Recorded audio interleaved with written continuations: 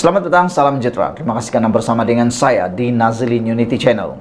Yang kita tunggu-tunggu akhirnya muncul. Rafizi mencabar seorang pempengaruh Perikatan Nasional untuk berdebat dengan beliau. Saya tunggu debat ini. Kalau benar YB Viral ini berani dan mempunyai fakta, mempunyai isu dan betul dan benar, pergilah berdebat dengan Rafizi Ramli. Karena kebanyakan yang dia viralkan itu mempunyai jawaban yang perlu didengar juga oleh orang yang terpengaruh oleh YB Viral. Beranikah YB Viral untuk berjumpa dengan Rafizi Ramli? Walaupun beliau kata Rafizi dah gila kata beliau. Jemput bakar saya, Rafizi cabar YB Viral debat di podcast. Menteri Ekonomi Rafizi Ramli telah menyampaikan jemputan rasmi kepada pengguna TikTok pro Perikatan Nasional PN yang memuat naik video yang menyelar kerajaan dan dasar-dasarnya.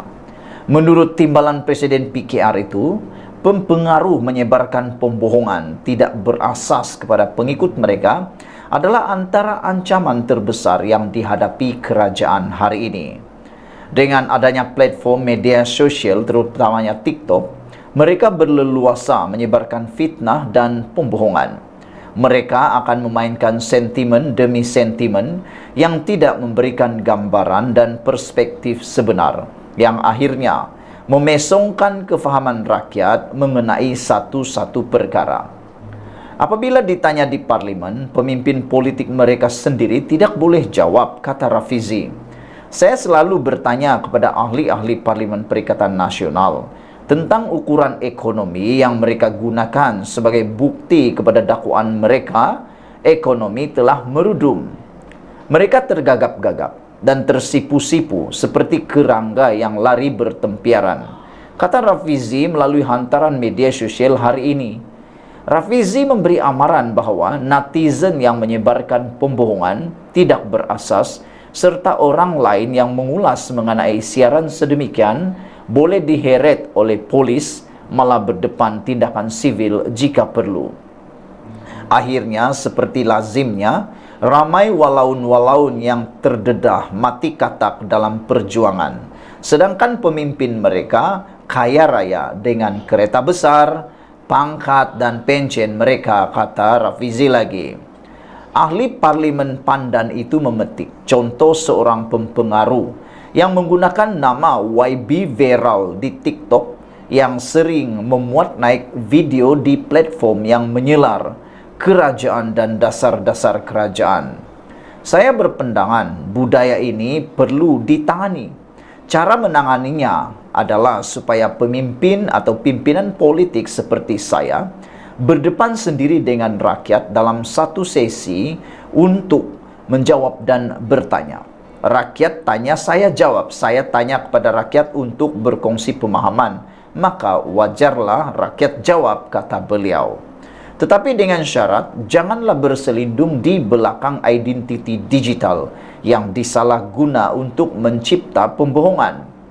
Bila berdepan dengan identiti sendiri, bersedialah untuk disaman dan diambil tindakan undang-undang jika ada fitnah yang dibuat.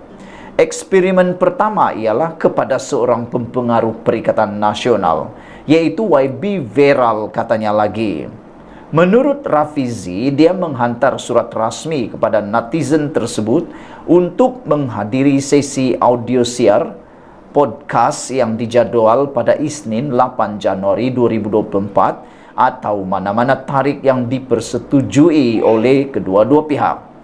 Podcast bertajuk Yang Bakar Menteri itu akan disiarkan secara langsung di saluran media sosial Rafizi. Jika dia berani tampil dengan mengisi borang maklumat pribadinya dan mengembalikan borang ke pejabat saya, insya Allah saya bagi ruang seluasnya untuk dia bakar saya dan buktikan saya menteri paling bodoh, seperti yang dijerit-jeritnya selama ini, tulis Rafizi sambil melampirkan salinan surat jemputan. MK. Jemput bakar saya, Rafizi cabar YB viral debat di podcast. Sekian dulu untuk kali ini. Kita tunggu-tunggu supaya YB viral menjawab jemputan ini. Beranikah YB viral? Jumpa lagi. Bye-bye. Selamat datang, salam sejahtera. Terima kasih karena bersama dengan saya di Nazlin Unity Channel. Rupa-rupanya ini sebab Khairi Jamaluddin menghentam Anwar Ibrahim. Ini sebab Khairi Jamaluddin mengecam kabinet Anwar Ibrahim yang baru saja diumumkan beberapa hari yang lepas. Tak sangka sungguh, tak sangka langsung Khairi Jamaluddin mempunyai perkara ini yang mengejutkan kita. Saya secara pribadi, saya memang mengidolakan Khairi Jamaluddin kerana memang tak dapat dinafikan Khairi Jamaluddin mempunyai potensi besar sebagai pemimpin Malaysia masa depan. Dan saya pernah mencadangkan beliau menjadi Perdana Menteri Malaysia satu hari nanti. Tetapi saban hari ianya mula menjadi pudar kerana dilihat Khairi Jamaluddin sekarang belum mengatur langkah apa-apa. Beliau hanya sibuk mengkritik kerajaan, mengkritik tertentu, tapi tidak pula memberikan cadangan yang bernas. Kita mahu kritikan yang ada cadangan bernas. Ini sebab Khairi Jamaluddin tak puas hati dengan kabinet yang dibentuk oleh Anwar Ibrahim, khususnya pemecahan Kementerian Komunikasi dan Digital. Ada orang kata, baguslah dipecahkan supaya kerjanya lebih mudah, kerjanya lebih efektif, produktif, dan tepat pada sasaran. Ialah kan, kalau Kementerian Komunikasi dan Digital itu ianya sangat besar, sangat besar ruang lingkupnya. Jadi apabila Anwar Ibrahim mengambil keputusan memecahkan Kementerian Komunikasi dan Digital kepada dua, yaitu Kementerian Komunikasi dan satu lagi ialah Kementerian Digital, Khairi Jamaluddin pula tiba-tiba melenting, tiba-tiba komen, tiba-tiba kecam keputusan tersebut. Kata Fahmi Fadzil, Khairi Jamaluddin sebenarnya masih tak puas hati. Itu sebabnya Khairi Jamaluddin masih tak puas hati. Persoalannya, apa yang dia tak puas hati? Fahmi Fadzil menepis dakwaan. Beliau gagal melaksanakan tugas Menteri Komunikasi dan Digital KKD, menyebabkan kementerian itu diasingkan selepas berlaku rombakan jemaah menteri. Beliau turut menyindir Khairi Jamaluddin dengan berkata, KJ masih tak puas hati. Selepas bekas ahli Parlimen Rembau itu mendakwa, langkah kerajaan memisahkan Kementerian Komunikasi dan Digital hanya bertujuan menyimpan Fahmi Fadzil. Khairi dalam podcast Keluar Sekejap Jumaat lalu berkata, KKD dan Kementerian Sumber Asli Alam Sekitar dan Perubahan Iklim tidak sewajarnya dipisahkan, tetapi ia berlaku disebabkan faktor politik. Fahmi ketika ini mengulas tugas Menteri Komunikasi membidas kenyataan itu dengan berkata, pengasingan bagi memberi fokus kepada semua aspek dalam ekonomi digital dan terdapat juga keperluan dalam NRECC menyebabkan kementerian diterajui Nik Nazmi Nik Ahmad diasingkan. Ada beberapa pihak tuduh Fahmi Fadzil gagal melaksanakan tugas sebagai menteri KKD, maka dipecahkan menjadi dua kementerian untuk selamatkan nyawa politik saya. Sebenarnya tidak betul, kata beliau. Bukan isu Fahmi Fadzil lemah atau tidak, tapi ekonomi digital itu terlalu penting. Dijangkakan sumbangan ekonomi digital melalui KDNK pada tahun 2025 mencecah 25,5% atau 1/4 dari KDNK kita. Katanya selepas program Renew, Reuse, Educate, Nurture and Empower with West in Taman Bukit Angkasa.